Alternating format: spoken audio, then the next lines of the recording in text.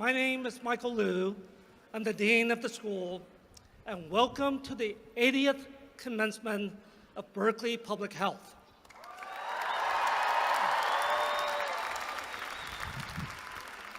And first, I just want to say I am so proud of each and every one of our graduates. Let's give it up one more time for our amazing class of 2025.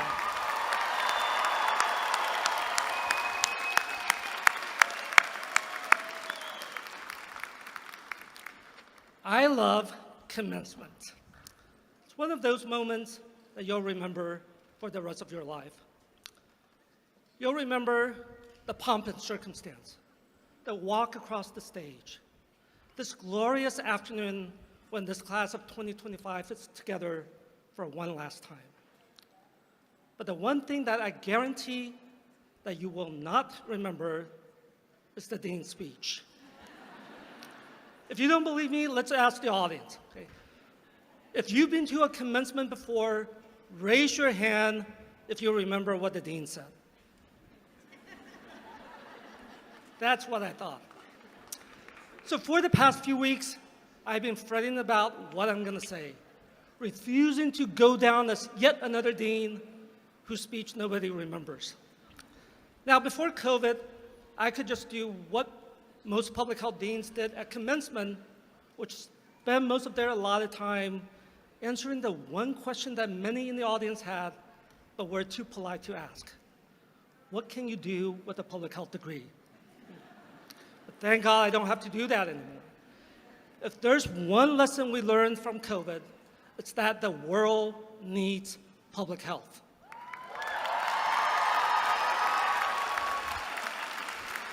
In fact, your timing is impeccable because you're going into public health at a time when the world needs public health more than ever.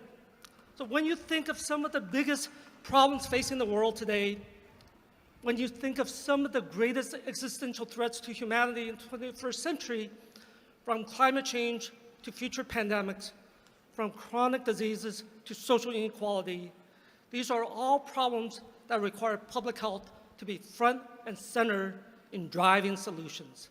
In the coming decade, I can think of no higher calling, no nobler profession, nothing that's going to save more lives and alleviate more suffering than the field that you're about to go into.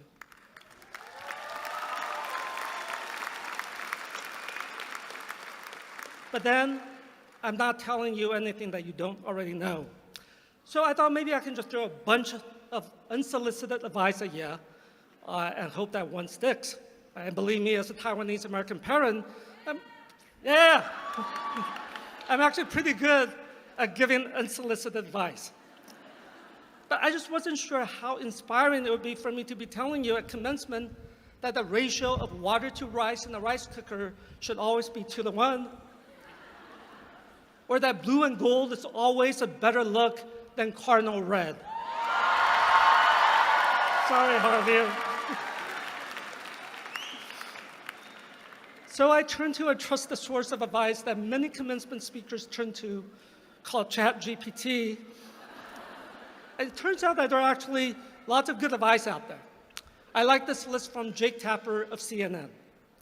Be nice to seniors, be nice to children, remember birthdays, never miss an opportunity to charge an electronic device, use two-step verification, stretch before exercising, stretch after exercising, just exercise, and never pay $200 for a pair of jeans. Great advice, but unfortunately, not mine. So over the past few weeks, I had to dig really deep to find out one thing I could say that might actually stay with you. The one thing that could come back to you in those dark moments of self-doubt and despair ahead. And after a lot of soul searching, this is what I came up with. The one thing that I hope you carry with you, especially in your darkest hours. Don't let anyone tell you that you can't change the world.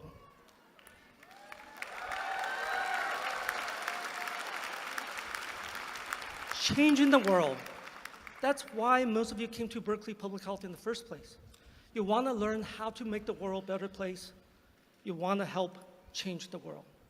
And over the last few years, our faculty and staff have worked really hard to give you the knowledge, the tools, the skills you need to go out and change the world, to help you develop that sense of agency as a change maker in the world in the most supportive, nurturing environment. But once you leave here tomorrow, things are going to be different. Not everyone out there is going to be rooting for a change maker. There are going to be cynics and skeptics who will tell you that you can't change the world. There are going to be bosses and colleagues who will tell you to just stay in your lane. Don't rock the boat and don't make waves. There are going to be doubters and haters who will harass and threaten you because you're speaking truth to power. And there are going to be those dark days ahead when you feel like nothing you do matters, when you feel like just giving up on the dream of health equity and social justice for all. Now, in those moments of doubt and despair, I want you to remember this one thing. Don't let anyone tell you that you can't change the world, because you can and you will, especially if you remember these 3 pieces of unsolicited advice from your dean. So first, don't be afraid to fail. If you want to be a change maker in the world, failure is an occupational hazard. In fact, if you're not failing enough, you're probably playing it too safe, not taking enough risk to challenge the system, to shake up the status quo. And the last thing I want to see is for 581 Berkeley public health change makers to go out into the world just to settle for the status quo. The novelist Arundhati Roy reminds us, historically, pandemics have forced humans to break from the past and reimagine their world anew. It's a portal, a gateway from one world to the next.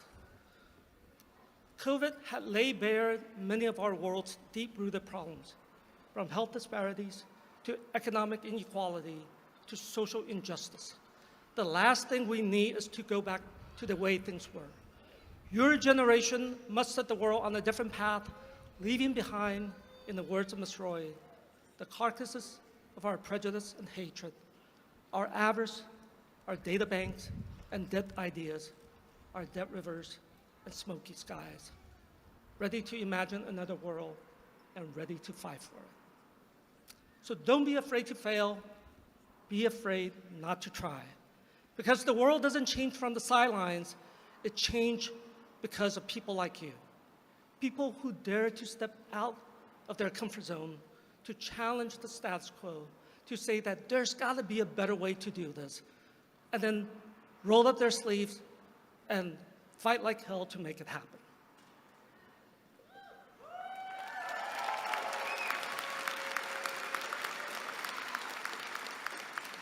Second, to quote the late Congressman John Lewis, don't be afraid to get into some good trouble.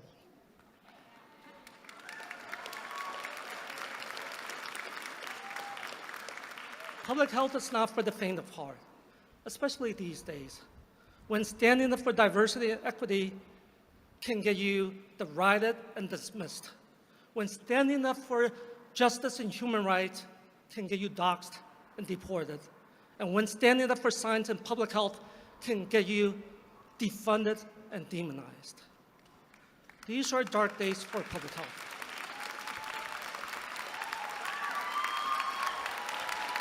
But still, we stand and still we rise, not because it's easy, but because it's right.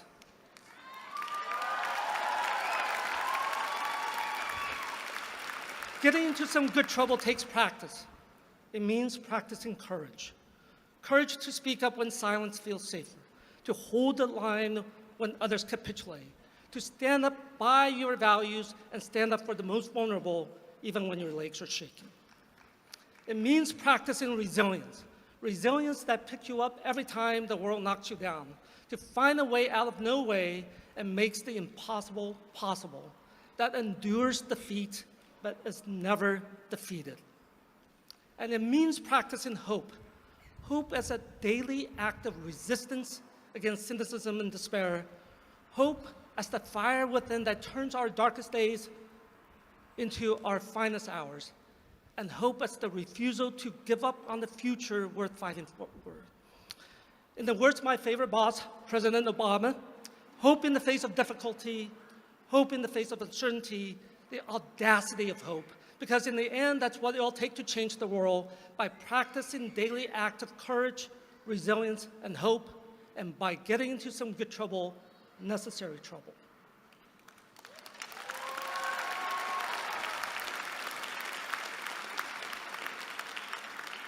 And the last piece of unsolicited advice I'll give is this: don't go it alone. For the kind of problems we're up against in public health, we won't solve them working in our own little silo. You're going to need partners, and not just those in public health, but across sectors, across disciplines, across industries, harnessing the full force of human ingenuity to take on public health's biggest challenges. And not just those who think like you, but people who bring different ideas, beliefs, lived experiences, and even opposing views.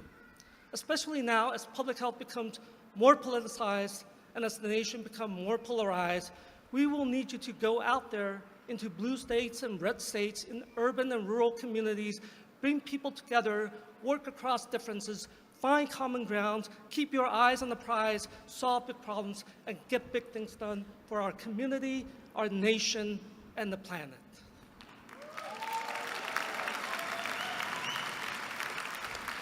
Now, speaking of community, remember the question I asked you all at orientation about the redwoods? Yeah? Well, I was going to say, of course not, because no one remembers the dean's speech. But here's what I ask. Why do redwoods rarely fall, even though they weigh thousands of tons and soar hundreds of feet into the sky, despite having roots that are just about 6 to 12 feet deep? Their roots, right? It's because their roots grow outward and they intertwine with the roots from other trees. In other words, they hold each other up. Okay? So take a look around you. These are your roots.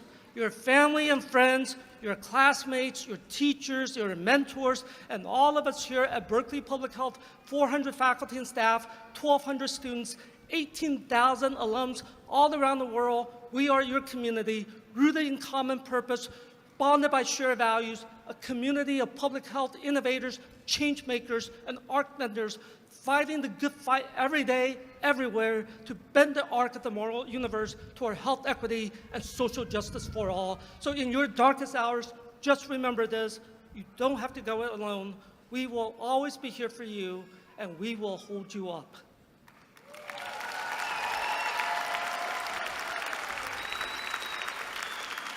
So in closing, it's been an absolute honor to serve as your dean. I wish you fail fast and fail often. I wish you get into some good trouble. And wherever you go, I hope you find a community like this one. People who will hold you up just like we always will. People believe that you will change the world just like we always do. And yes, please remember birthdays, change your passwords often, always use two-step verification, and never, ever forget this, that blue and gold is always a better look than cardinal red. Congratulations, graduates, fiat lux, and go Bears.